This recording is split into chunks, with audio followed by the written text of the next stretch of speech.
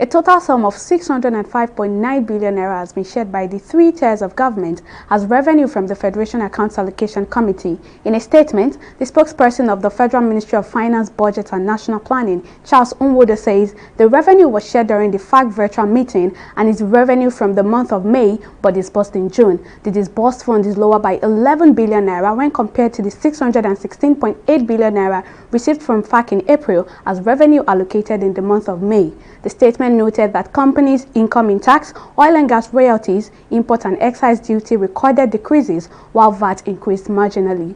Earlier, we spoke to Ayodeji Ebo, head of retail investment at Chapel Hill Denham, who explained that there is a more urgent need for the government to diversify its revenue.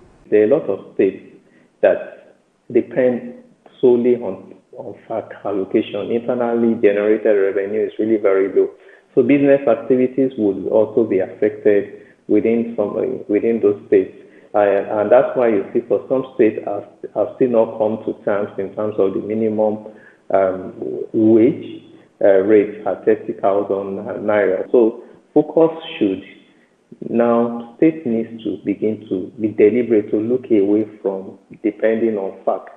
They should identify products or crops that they have comparative advantage over some states and begin to focus on that.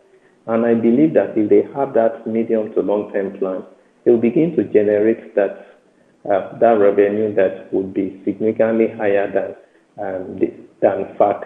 And at the federal level, there would need to just be that reduction. They will need to the cost of governance still remains very high. Recurrent expenditure, even when you look at non-debt, is close to 60%. So that still remains very high. So for us to be able to see that meaningful impact or to see that increase in FAAC allocation, we know that there needs to be a gradual removal of subsidy.